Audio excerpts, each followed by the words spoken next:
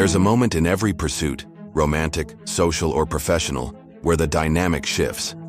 At first, you're the one reaching out, calling, explaining, trying to prove your value, trying to be seen, heard, wanted. But then something changes. You go silent. You walk away. You stop chasing. And suddenly the people who once ignored you start needing your attention, start missing your presence, start begging to be noticed again. This isn't magic. It's not coincidence. It's psychological warfare. And Machiavelli mastered it before modern psychology even had a name. He understood the brutal truth most people never grasp. The moment they feel you need them, they control you. But the moment they feel they've lost you, they need you back. Humans are built to value what's scarce. It's primal, it's unconscious, it's unbreakable. You chase someone too hard. They think, why are they so eager? What are they hiding behind this desperation? If they want me this bad, maybe they're not as valuable as I thought. I can get them whenever I want. Now contrast that with someone who withdraws, who stops responding, who doesn't explain themselves, who disappears without anger, just stillness. Suddenly the mind flips. Did I do something wrong? Why aren't they chasing anymore? Were they actually better than I realized? What if I lost them for good? This is the essence of Machiavellian reverse psychology. You don't beg to be chosen. You create the illusion that your value was always obvious and that they were the ones who failed to see it. That illusion is stronger than any argument, any compliment, any explanation. It makes people chase ghosts, and ghosts are unforgettable. Machiavelli didn't believe in constantly reminding people of your worth. He believed in letting absence do the talking. He understood the Roman tactic of strategic withdrawal. In war, if you wanted to trap an enemy, you didn't confront them head-on. You retreated, made them think you were weak, and when they pursued, you struck from the shadows. This same tactic applies to human psychology. Leave a group chat without announcement. Walk away from a one-sided relationship.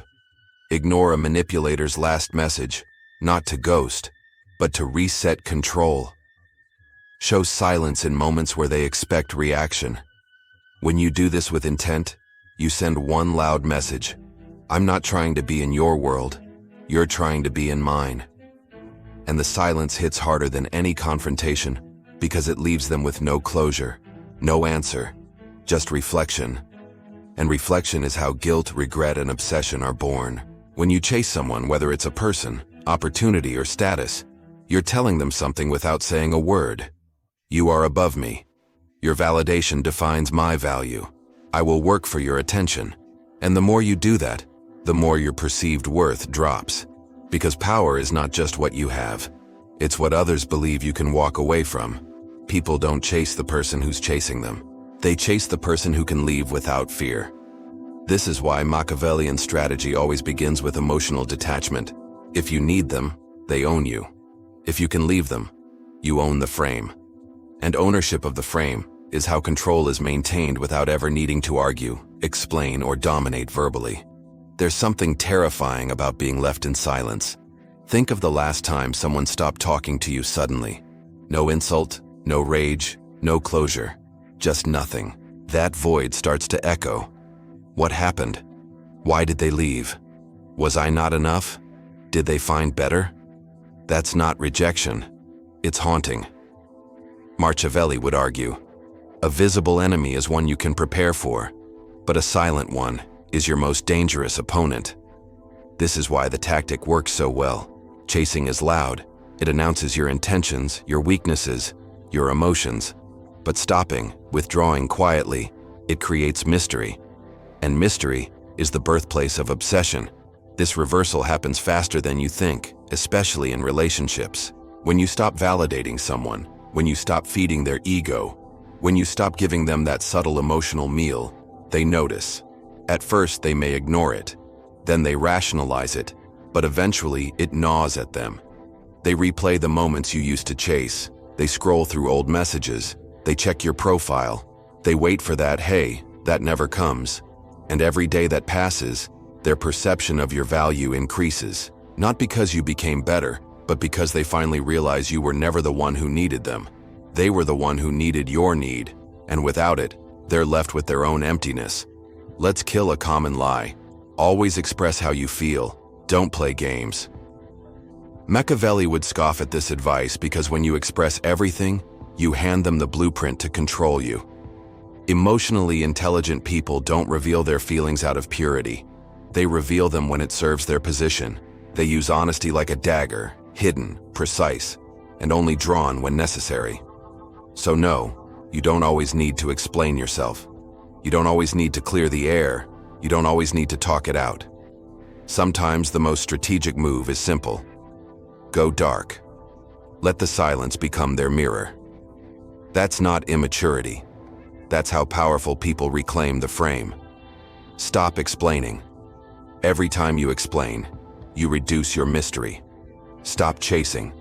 The moment you stop moving, they become the ones in motion. Stop caring out loud. Care strategically, not emotionally. Withdraw with composure, don't storm out.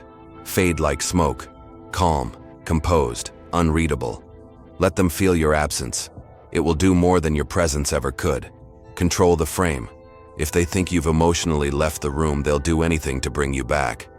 In the Machiavellian world of power, the person who controls attention wins. And the way to control attention is not to demand it, but to become scarce when they expect you to stay. Because when you stop chasing, they don't just miss you. They start begging for you back. People only chase what they believe they can lose. They only obsess over what they can't control. They only value what makes them feel uncertain. This is the brutal nature of human psychology. And it's why Machiavelli's most dangerous manipulation tactic is not persuasion, not domination, but removal. You don't need to become louder. You don't need to prove anything. You only need to make one move: withdraw. And once you do it the right way, their brain starts to fight itself. The human brain is wired to obsess over the unfinished. Think about this. When someone tells you, "I don't like you," the mind reacts briefly, but moves on. There's closure, an answer, a reason. But when someone doesn't reply, when they don't explain, when they just vanish, your brain can't process it. It replays everything on loop. It fills the silence with questions. This is called the Zeigarnik effect, an observed psychological phenomenon where people remember unclosed loops more intensely than resolved ones. Machiavelli understood this centuries ago without the science. What is not explained becomes feared. What is feared becomes powerful, and that's the weapon. Stop chasing. Give them silence. Let them burn their mental energy trying to figure you out. When you chase, you expose 4 signals. Each one makes you weaker in their eyes. Impatience, which shows you're in a hurry for validation and reveals emotional immaturity. Desperation, which shows you need something from them and shifts all power into their hands. Dependence, as you're psychologically tethered to their response, and they control your mood and predictability, which makes you boring because there's no edge, no tension, no scarcity. And here's what Machiavelli teaches us. The man who is predictable becomes disposable. When you stop chasing even abruptly, the contrast becomes magnetic, not because of what you say, but because of the void you leave behind. This is where it gets ruthless. Even people with options, people who are admired, pursued, validated, constantly fall into this trap. Why? Because ego is a fragile animal. Everyone, no matter how powerful, has this silent belief. If they liked me once, they'll always like me. If I ignore them, they'll try harder. But when you don't, when you stop responding, when you refuse to beg, when you just go silent and rebuild your life without them, their world shatters. They don't beg because they miss you. They beg because you broke the frame they were living in. You proved that they're not as powerful as they believed. And in a world where power is everything, that's worse than heartbreak. Let's clarify something critical. Silence isn't always powerful. It only works when it's intentional. Passive silence is what losers do when they're hurt. They ghost people out of pain, anxiety, or shame. Strategic silence, on the other hand, is a cold weapon. It's measured, purposeful, calm, sharp. It says, "I no longer play this game. You had your chance to engage. Now you don't. Your value in my world has expired. The door didn't close. It disappeared." That kind of silence doesn't make them curious. It makes them desperate to rebuild their sense of control over you. That's why they start chasing. Not because you said anything, but because you stopped saying everything. In any connection, romantic, social, professional, there's a silent question being asked at all times. Who is more replaceable? The person who chases always seems more replaceable because they're behaving like they believe it. But the person who walks away with dignity, calm, and silence shifts the power. They say without saying, "I was never chasing you. I was just testing if you deserved me. I am not the one who lost anything. You are." This silence is not rejection, it's elevation. That's when panic sets in. Not anger, not resentment, but a gnawing sense of missed opportunity. And nothing haunts the human mind more than what could have been. In romantic withdrawal, you liked them. You showed it. You texted. You tried. They pulled away. You stop. You disappear. No angry message. No guilt trip. No sarcasm. Just stillness. 2 weeks later, they view your story. Then, like an old post, then message, "Hey, been thinking of you." They couldn't handle the vacuum. In business, you pitch an idea. They hesitate. Instead of following up repeatedly, you say one line, "All good either way. I'm already in motion." Now they're confused. Are you walking away? Do you have better options? Suddenly they want to lock in before you do. In social realignment, you always initiate plans. They flake, delay, make excuses, so you stop. And when they realize the invites have dried up, they reach out. Not because they miss the plan, but because they miss the attention, the comfort, the feeling of being wanted. And now they want it back. The frame is everything, and you control it by not needing it.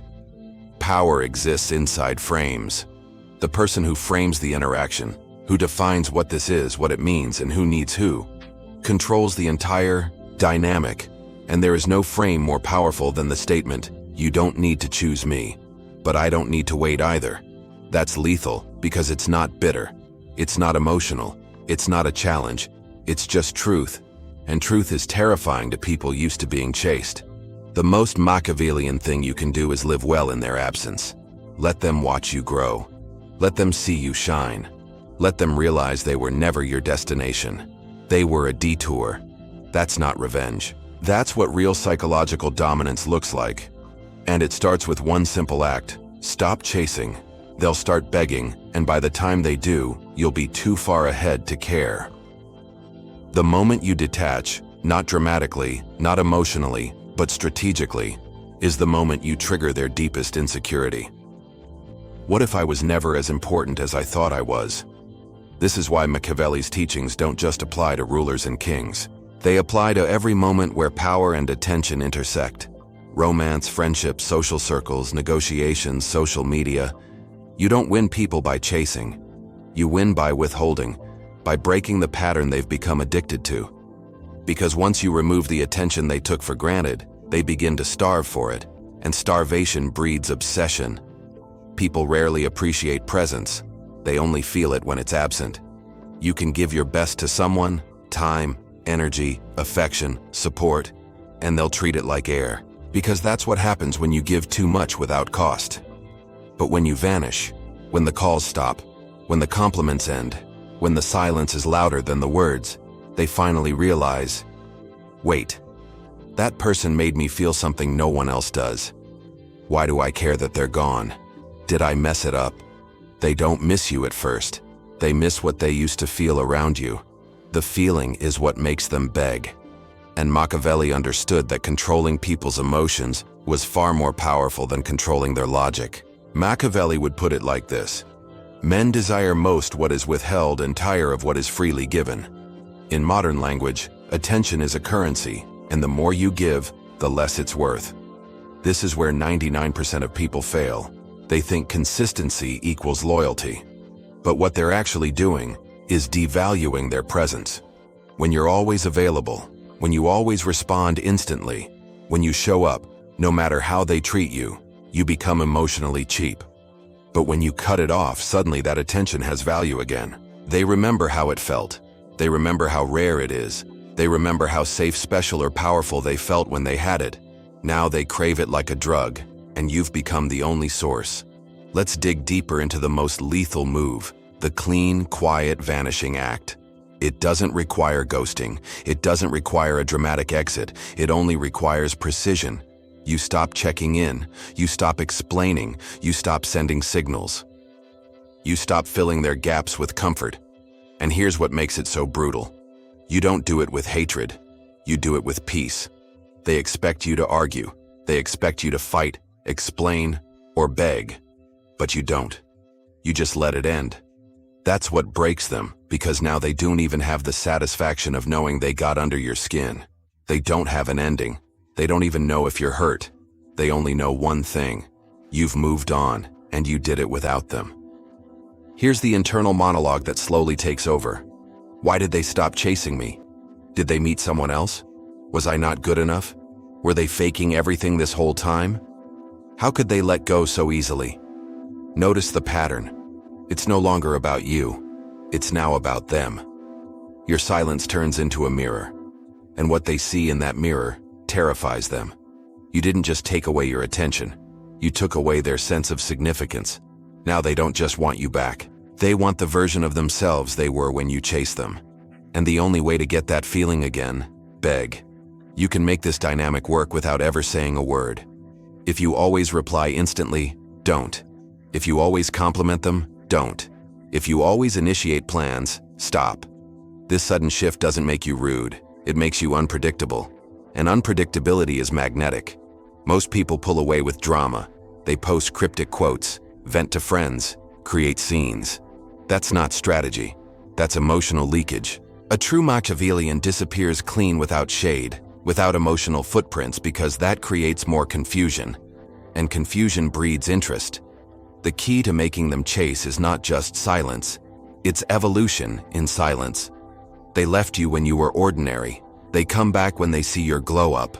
Whether it's success, style, calmness, or growth, make your absence look like the best decision you ever made.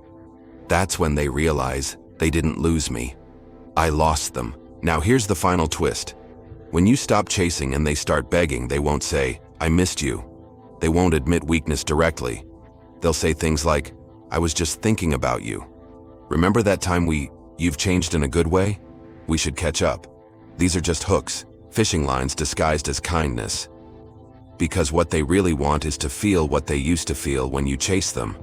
But now the roles have reversed, and you're no longer an option.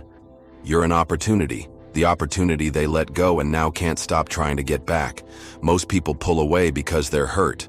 Machiavellian detachment isn't about pain, it's about power. You don't withdraw because you're emotional. You withdraw because you're strategic. And when they feel your absence, not as an insult, but as a calm conclusion, they won't just chase, they'll beg. Because the strongest grip on someone's mind isn't held by words or love or even anger. It's held by the silent question, how did I lose something I thought I could always keep? And that question will echo louder than any closure you could have ever given. The moment they feel your absence, their mind doesn't rest. It wanders. It doubts. It panics. They start remembering things they used to ignore. They reread old messages. They revisit memories. And worst of all, they begin comparing every new interaction to what they had with you. But nothing hits the same. Nothing feels as powerful because you weren't just someone chasing them. You were someone who made them feel important, then vanished without warning, without begging, without a trace. That's what burns. That's what makes them beg. And Machiavelli knew control is not about presence. It's about withdrawal. Eventually they return. That message comes in, that call that I've been thinking about you.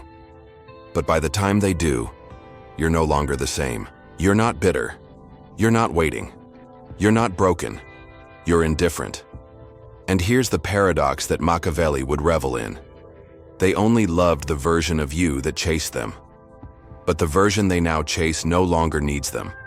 That is psychological domination at its peak, because they aren't just chasing you anymore. They're chasing the chance to matter to you again. And that's a chance you now control. The frame has reversed. You are now the prize.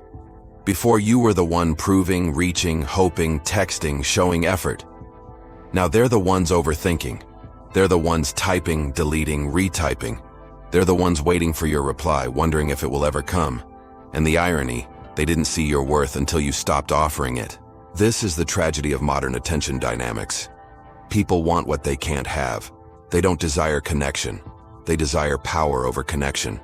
So when you remove yourself, when you end the game without warning, you become the one thing they can't control. And now they obsess. This is where most people fail. When they come crawling back, they get emotional. They get excited. They think, finally, they want me again. But that's weakness. Machiavelli's path is colder, cleaner, more lethal. He would respond only if it benefits his position. If your return gives me leverage, I'll play. If your return helps me rise, I'll allow it. But if you think your apology rewrites history, you're mistaken. Because once power has been established, you never revert to the old dynamic. They don't get the version of you who begged. They get the version who forgot how to chase. This is how kings behave. How queens reclaim their throne with quiet composure, with selective presence, with the ability to grant access only when it serves the kingdom. Machiavelli didn't believe in petty mind games. He believed in psychological structure. So if you want to make people beg without manipulation, here are the unbreakable rules. Always have an option they don't know about. Whether it's another opportunity, another path, another person, don't put all your power in one basket. Mystery fuels envy, and envy keeps them chasing. If they believe they're your only option, they become arrogant. If they suspect they're replaceable, they work harder to keep you. Respond slower than they expect. Time is power. Every second you delay your reply, you increase their mental investment. They overthink, they refresh, they reread their own message. They wonder what they did wrong. And even when you do reply, don't explain the delay. Let them sit in the uncertainty. Show that you've elevated without them. Silence is powerful, but growth in silence is invincible. When they return, they must find you sharper, stronger, more confident, less accessible. They left someone soft. They came back to someone forged in war. That's what makes them beg, because now they know they didn't just lose someone who loved them, they lost someone who outgrew them. If you choose to reply, say something polite but distant, like, "I'm in a different place now," or, "It's good to hear from you. I'm glad you're doing well." These seem polite, but they're designed to say you're welcome to talk, but you're no longer inside. That limbo destroys them because now they're stuck chasing a version of you that doesn't exist anymore. And that's how you maintain psychological dominance without ever raising your voice. The goal isn't revenge, it's transformation. When you stop chasing, you're not punishing them. You're returning to yourself. And the moment they feel you've returned to your core, that you've rediscovered your self-worth without needing them, is the moment they realize, I didn't just lose a person. I lost the best version of me, the one they brought out. Because that's what you gave them while chasing. You gave them certainty, confidence, and control. And when you disappear, they don't just miss you. They miss how they felt when you were around. And that feeling, it's irreplaceable.